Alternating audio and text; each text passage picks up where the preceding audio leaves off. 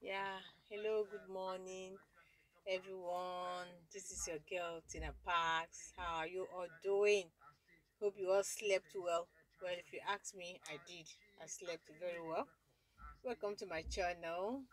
Please, if you have not subscribed to my channel, please do so. Help your girl to grow. Yeah, today we're going to be discussing on I'm going to share my experience. I told us in my first video that a few months after my marriage I became agitated, wanted to get pregnant, but it didn't come. But along the line, God made a name for himself, and he will do the same in your life in Jesus name. So, few months after my marriage, I became worried. I wanted to get pregnant because in our setting, Nigeria setting, once you are married, few months into your marriage, everybody will want to see you, where you're protruding stomach and all that. But if it's not coming, Nigerians, they begin to feel like, what is happening? So a few months into my marriage, I became agitated. I was like, oh God, what is happening? You know. So as God will have it, I started praying. There was nothing I didn't do. In fact, I bought this book written by David Oyedepo. It is called "You Shall Not Be Barren." I will employ every woman believing God for the fruit of the womb to go and get that book. Go and get it and read it to inspire you. The book is power filled. So I bought that book and I started reading it. And the book, what's in the book is testimonies of women that have waited, and God came in, so the book is just filled with testimony. There was one particular one I read, one woman that said that her Bible, she said every portion of the Bible concerning fruit of the womb, that once she gets to that place, she will tear that page, she will squeeze it, she will put it in her mouth, she will swallow. That she was doing that till she got to the end of the Bible. I said, wow. I said, okay. And by the time she finished, the time she got to Revelation, man, she got pregnant. I was thrilled by that testimony. And so I did the same thing. I got my Bible, tore every page that has, to do with fruit of the womb. I just squeezed everything, threw it, and I swallowed it. And then there was a time my husband traveled, and because it was just the two of us, so I was lonely. I didn't want to stay alone at home, so I invited a colleague in the office to come and stay with me. She's elderly, with children and all that. So she came and I opened up. Sometimes it is good to open up, because you never can tell who God will use to bless you. So I told her, I said, see you, for some time now I've not missed my period. I don't know what is happening. I'm getting worried. She said, there's a woman in the office that told her she went to Gwagwalada. She met a gynecologist. They did everything, and that it's like she's getting signs of getting pregnant. I said, who is that woman? She described her. The next day we went to the office. I went to this woman. So I explained to her. She said, okay, that I should just go to Gwagwalada Specialist Hospital in Abuja. Meet the doctor. They will refer me to a gynecologist, and then from there I will begin to see a gynecologist and they will do the needful. So quickly the next day I went to the hospital. On getting there, me, my kind of life, when I want to do things, I want it to happen immediately. So when I got there, the first doctor, because you have to go to the general section before they will now refer you to the gynecologist. So I went to general doctor. By the time the man finished asking me all the necessary questions and all that, said prescribing drugs for me, and I was like, I will see you next week. I was not like, no, they are supposed to refer me to a gynecologist. He said, yes, madam, I know, but I want to, look after you, to see you for some time before I now refer. I said, no, no, no, no, no. I want it, no, no, no, no, no, refer me to a gynecologist. So the man got angry and just wrote, referred to gynecologist. I took my file and I went to the gynecologist section. When I got there, they said they had closed, that I should come back the following day. So the following day, I went back. And then when I got there, I was very, very, very articulate. So when they started distributing our cards to the different doctors, there were about 5 consultants, gynecologists there. So where I sat, I overheard a nurse. I think one of the women there, all of us there were, women believe in God for the fruit of the womb. So I've heard her telling, I think that woman is her sister or her friend. She was telling her, I'm going to take you to this doctor. I'm going to take you to this gynecologist. He's one of the best we have here. Immediately I heard it, I followed the woman. So she now took the woman to sit on that row entering the doctor's office. So I went there and I sat there. When they started calling, they call. When they got to my turn, I said, yes, I'm here. He said, who put you there? Who asked you to go there? I said, I thought I heard my name before after this lady. That's why I just slide and they asked me, okay. Then I said, sit down there. They brought my file there, my folder. So when I finished, when it was my turn, I entered inside. Met the doctor. He did all the examination, asked questions and all that. So when he finished, I said, madam, you have to do what we call, there was a name he called, that they will inject a liquid into my fallopian tube to know if it is blocked or not. That it's a minor surgery. That is what I will need to do first before they can further examine me. I said, okay, no problem, doctor.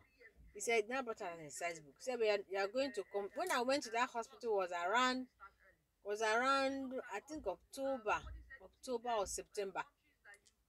I can't remember precisely, but I think it was around September, October. And I said, you have to come back next year, January, for the minor surgery. I said, January? He said, yes, because it's not something they do every day, and the consultants are not much. So, and the women are many. So, they book them. You come according to your time. I said, God. I started begging him. I said, please, sir, let me come next week. He said, next week? He said, the woman that left before you entered, I've booked her for December. There are women that will even book up to next year, December. I refuse to go. Me and my stubborn spirit, I refuse to go. I said, sir, please, my own will be next week by God's grace. There's nothing that will stop me next week. He said, madam, please, I finished with you, go. I said, sir, I'm not going. Please, I can't go and stay at home till January next year. I started begging him. The Spirit of God took over, and before I knew it, the man said, okay, come back next week, Thursday. Jesus! Just like that. The woman that left before I entered, she was booked for December. That was how they booked me for following week. I went to my husband. We got ready on Thursday.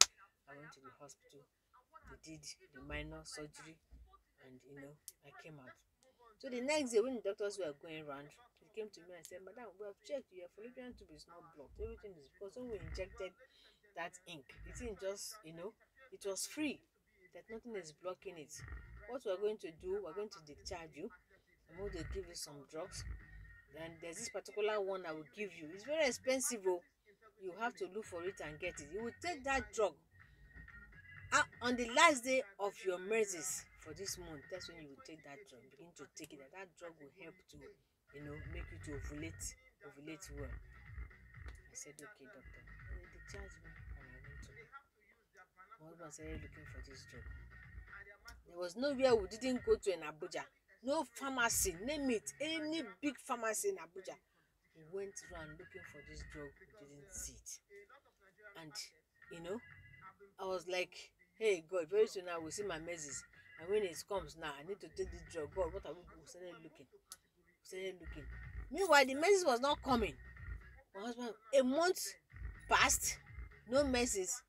My husband couldn't get the drugs. I said, God, I hope these doctors, they have not blocked anything. Why am I not menstruating? Because I wasn't feeling, pregnant. Like I used to hear women when they are pregnant, you have morning sickness, you will be vomiting, you will grow. There was nothing like that. I was still as strong as I was. My husband was still looking for that drug, still looking for the drug, still looking for 2 months. I said, what is happening? My message has not come. Hey, God, and even this drug we cannot find it. But I noticed I was eating, the way I was eating. I said, why am I eating like I have not been eating like this before? I didn't know it was pregnant. I was expecting the morning sickness, to vomit, to do this, to do that. It wasn't coming, but I noticed I was eating anything I see. I would eat myself. Yeah, and I told my husband, I said, I don't know what is happening. Let me go and do pregnancy test. I've not seen my menses, and the way I eat, I don't understand anymore. He said, okay, go that the hospital, the last pharmacy he went to, that they told him to drop his phone number, that anytime they get the drug, they will call him to come and pick it. I said, okay. So I went to the hospital for pregnancy test. Lo and below, the result came out and I was pregnant. That day I got my result. I got home with the result, happy, you know. Immediately I got home, my husband was at home. Hey, we were rejoicing, we were dancing, you know, that God has done it, God has done it. His phone rang. Who was that? The pharmacy.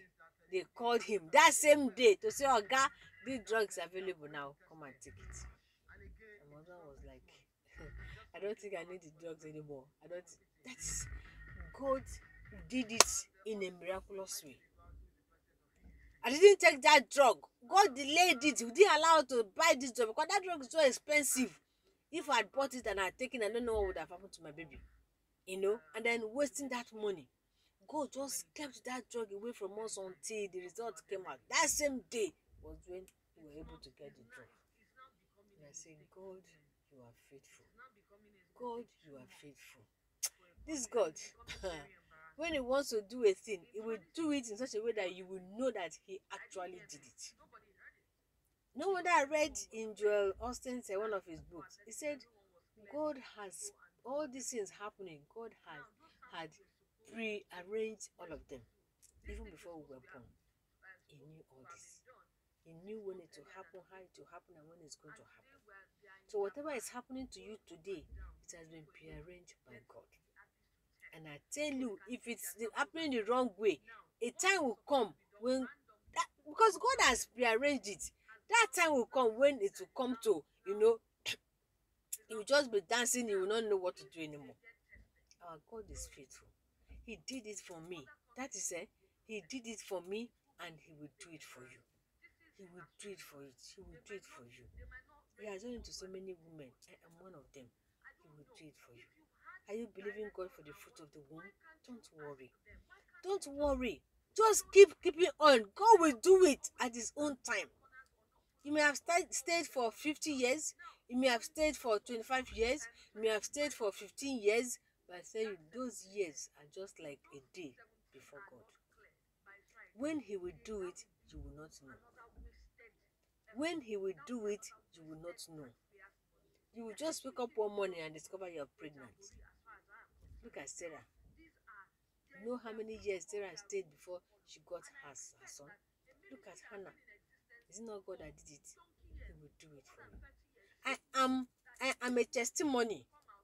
And that is why I'm sharing this with you, so that you will know that with God all things are possible.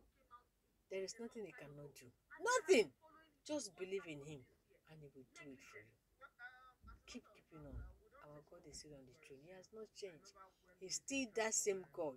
He has not changed, and he will not change because of your situation. So just keeping on. God will do it at his own time. Remember, we are still going to pray for our pregnant women and for all those believing God for the fruit of the womb. Let us pray.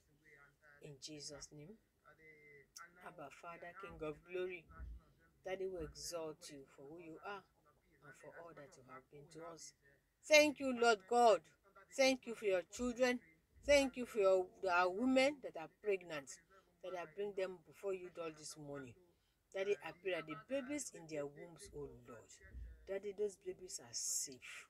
On the day of their delivery, oh Lord, Daddy, you will take away every evil nurse, every evil doctor on duty in the name of Jesus. Daddy, Lord, you will clear the way, oh Lord.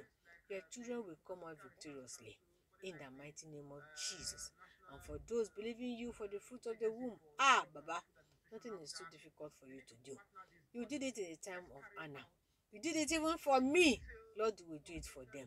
Lord, wipe away their tears. All the names you have given them, oh Lord, Father, let it be to your glory in the name of Jesus. Now, Lord, I pray that by this time next year, they shall be carrying their Isaac. They shall be carrying their babies in the name of Jesus. Lord, you have not changed. You are still that same God. You have not changed. You will do it again and again and again in their lives in the mighty name of Jesus. Thank you, Abba Father. Blessed be your name, Lord. Be thou exalted. I am that I am. Thank you, Lord. For in Jesus' mighty and precious name we have prayed. Amen. Thank you all. Thank you for listening.